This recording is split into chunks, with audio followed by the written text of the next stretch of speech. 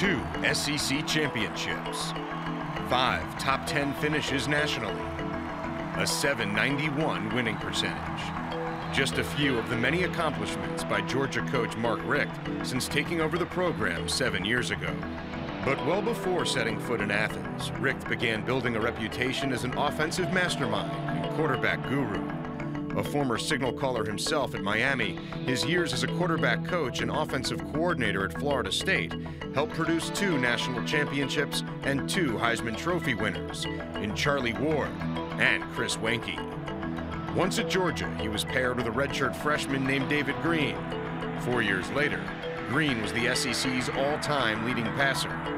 Safe to say, once Richt gets his hands on a quarterback, success will follow. He's a great coach. He's a very meticulous coach. He's going to teach the guys from a fundamental standpoint, the right way to play quarterback. He has got something in him. It's a soothing, relaxing effect it has on you.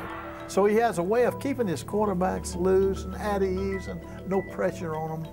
He's got that knack of doing that and being a good teacher. I've been willing to look at each player individually and find out what his strength is.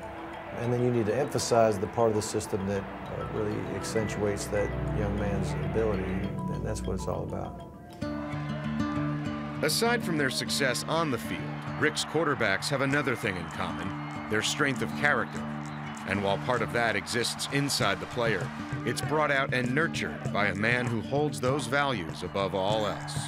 Another part of our job is to help them understand there's other things in life that are important too. Help them set some goals on what kind of a man they want to be. Help them set goals on what kind of a productive citizen they want to be down the road. What kind of a father and husband you're going to be.